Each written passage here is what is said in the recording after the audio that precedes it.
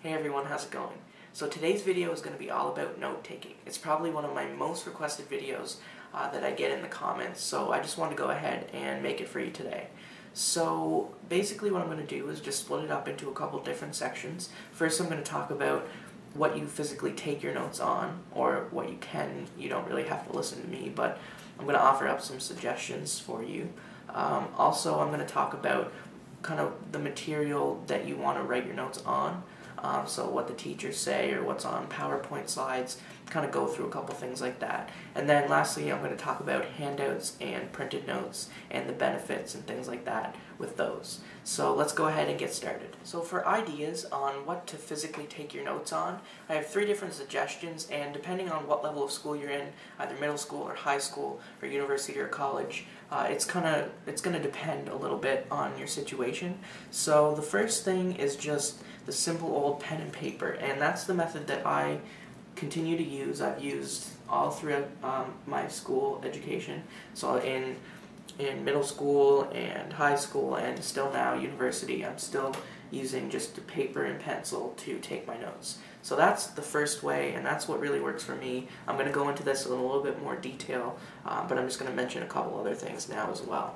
So the other things that a lot of people are taking notes on now are laptops. So depending on where you are in your schooling career, it's going to kind of depend if you can use a laptop or not. I know in high school, you were allowed, at least in my high school, you were allowed to use laptops, but they weren't really as accepted as they are in university or college. In a lot of my university classes, a lot of people use laptops, and in some classes you're not allowed. So it just really depends on the situation that you're in. So some classes you can use them, some you can't. There's also benefits and disadvantages with laptops. Obviously, the advantages is they're portable. You can take notes on them a lot quicker than you can just writing things down with your hand. You can also kind of move things around and change things and edit it up instead of just writing it out, and then maybe if you have to change something on your physical paper, you have to erase things or white them out. So laptops can be good, but depending on the situation, they might not be useful to you. So another thing that people use to take notes nowadays are tablets. So here I have just an iPad. I don't use this to take notes in class, but I see a lot of people in my classes taking notes with their either iPads or their BlackBerry Playbooks and other tablets. So basically these are really great because they're portable. You can take them anywhere pretty much. They fit in a lot of things, not only school bags, but a lot of girls carry them in their purses, so they're more lightweight than a laptop. Again, some classes don't allow you to have kind of electronics. I know in high schools maybe you're not allowed to use iPads in the classroom, but university and college, they're definitely a great thing to use to take notes. I don't really take notes on this, but I like to view notes on here, and I'll kind of talk about that in a little bit as well. So now I'm just going to talk about a few things that you want to write down for your notes. Basically some note-taking tips. So the first one that I have is to make sure you write down the key points from the teachers' or professors' PowerPoint slides. So you don't want to be rushing and trying to copy everything word for word down, but you want to get the basic concepts down in your notes. And then if you need to go back later, you can just go to your book and take down the specific details. So more importantly than getting what's down on the slides, you really want to pay attention to what the teacher or professor is saying, and you also want to write down things that they're talking about, because most likely that rant that they're going on and they're spending a lot of time on a certain story, or they keep going on and on about something, most likely that is something that they're going to test you on, and they're just spending a lot of time on it because it's a key concept. So that's another thing to note, that if a teacher is spending a lot of time going over one thing, you should probably mark somewhere on the margin that that's a really important topic, and you should make sure that you really know that. The next really important note-taking tip that I use myself in class is, if on the PowerPoint slides or however the teacher presents the notes to you, if they ever have any suggested readings. What you want to do is make sure that you note those pages in your notes clearly so that when you're flipping through you can easily find them. So at least in my biology class, what I do is the professor obviously puts up some PowerPoint slides and goes through everything. And what he also does is on the slides he puts in a yellow box whenever there's a specific section that he wants us to read, because we have to know that for an exam or something like that. So what I do then is basically just write that page down, or a figure or something like that, and I just mark a little star next to it so that when I'm flipping through I can kind of compile a list of all the readings that I need to do. So it just kind of organizes those things and just makes it a lot easier.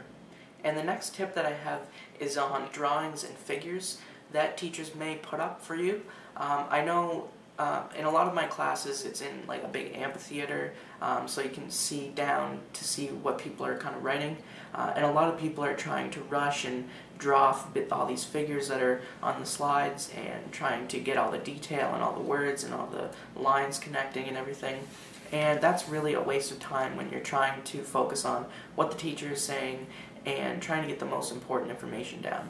So my tip with figures and drawings and things like that is to just basically, if the professor doesn't have a figure number up on the screen for you to write down and then go back later and either draw or just look at, that just draw a quick little outline of it, maybe just a few words to jog your memory that there was a figure, and then go and look for it in your book, because usually professors and teachers use the figures that are from your book, so you'll be able to find them a lot easier later on. So the final tip for note-taking that I have is color coding and highlighting. So it's not something that I personally do in my notes, because most of my notes that I take are in pencil, and with highlighters things would just start smudging. So I don't personally use color coding and highlighting in my notes, but it works for a lot of people. But what you want to do is make sure that you don't highlight every word on your page. Some people think they'll read through something and they'll think that everything's important, that entire paragraph is important, but really it's not. You just want to get the basics highlighted so that when you're going back and looking over things, that you're just going to get the most important things down and kind of learned a lot better than just unimportant facts that you don't really need to know. So as with color coding, what a lot of people do is they write chapter sections and then highlight them in certain colors. Other people write definitions down and highlight them in a different color. So it just kind of helps your notes be more organized, obviously, and you can kind of go through them and pick through and see where all your definitions are, where chapters start, where they end, and it just makes things a lot more neat and organized, and you'll really benefit when studying. I do use a lot of highlighting, color coding in like my planners and things like that, but I've just never really used it in notes, so that's why I don't personally use that method, but I know it works for a lot of people. So definitely, if you like color coding and with highlighters and different colored pens and things like that, definitely go ahead with that, because it does really help keep things organized and looking great. So the next thing I wanted to talk about was handouts and printed out notes. So there obviously is some advantages and disadvantages, and depending on the class really, if notes are even available for you to print off. It really depends. So I know some high schools do provide notes, others don't, and most colleges and university professors do post their notes online for students to print off and take to class. And that's mostly the case here where I'm at university. So like I said, there's some advantages and disadvantages. Obviously, a big advantage is that you kind of have the teacher's notes to look over and you know what they focused on, so that you can study that a little bit better than just kind of having the book to go through and things like that. So everything's a little bit more focused on the teacher's notes. Some disadvantages though can be if the teachers provide the notes. Some teachers provide full detailed notes, others just provide a couple words and then they elaborate during lectures on the notes, and then you write some notes on top of that. There can be disadvantages to that though. I know in my chemistry class a lot of people don't bother writing anything down because the teacher just posts her notes at the end of that day. She first of all, she posts a blank PowerPoint file with the basic notes, and then every class she has a tablet and she writes right on the PowerPoint slides, and then she posts those PowerPoint slides with her handwritten notes on top of them, so then people can go ahead and print those off. So a lot of people, though, in my chemistry class don't bother taking notes. They just go there and listen, which can be beneficial for some people because maybe taking notes would be distracting to you. But I know for me, if I'm not writing things down and kind of the information's not coming in, I'm not going to learn anything. So what I do is, during this chemistry class in particular, I take all my notes handwritten, just on pen and paper. Basically everything that she's writing on her slides, I just write that on paper. And then when she's done with a lecture, then I'll just go ahead and print off her full completed notes, just to kind of have as a second copy, just in case I might have missed something when I was taking my notes, or there's a figure or a table or something that I have to reference, and I didn't want to draw that in my handwritten notes. So that's kind of what I use in chemistry to do that. So then I also get printed out notes for my physics class here, and basically there's a lot of figures and tables and formulas and pictures and diagrams and everything, so it really is beneficial to have these notes printed off, because there's no way that you would be able to write down and draw all these different figures and still be able to pay attention and learn in the class when there's a lot of things like this. So this is kind of a class that you really do need to have notes printed off for and take with you, and then if there's additional information that you want to note, then you just kind of write it on the slide or in the margin somewhere. So that's what I do for my physics class. Also, my biology professor does offer notes, but he doesn't, they're not full complete notes. They're just kind of headings and basic concepts and words, but not really defined. So you kind of, and he doesn't, what he does is he posts them after the class, so you don't have them to write on them there, so you're forced to take notes just on pen and paper or your laptop or your iPad, like I mentioned before. But after the fact, he does post them, and you can print them off and add your own things to them and everything. So I don't really like the way he sets that up.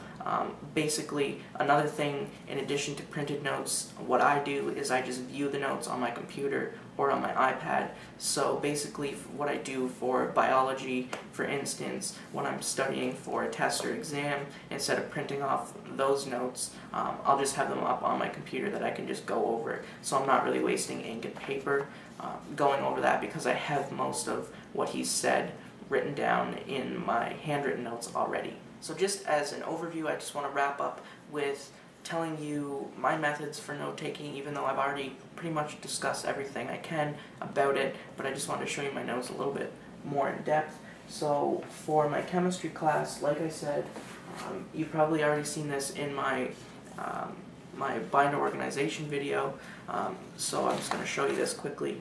But like I said, I just take my notes on pencil and paper, I guess, handwritten all out, and then in addition to that, I also at the end of the chapter print out the professor's notes on it and put it in there as well. So that's what I do for chemistry.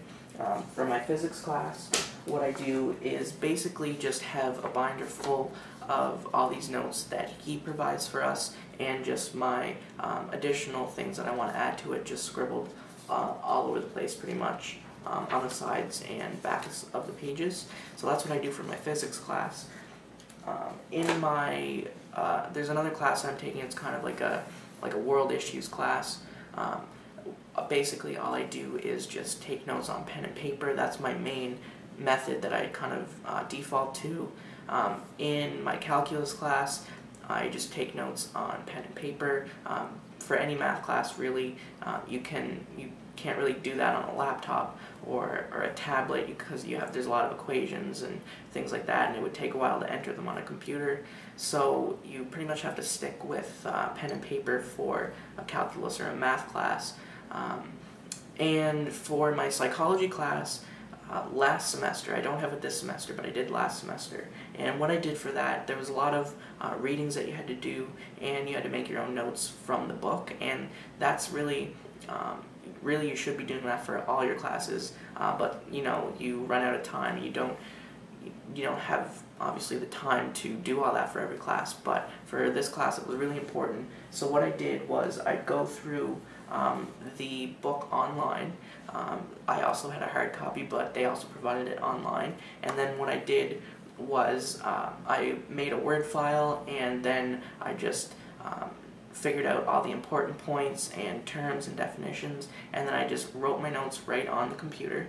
And then when it came time to study, I just transfer the file to my iPad, and then I'd study on here.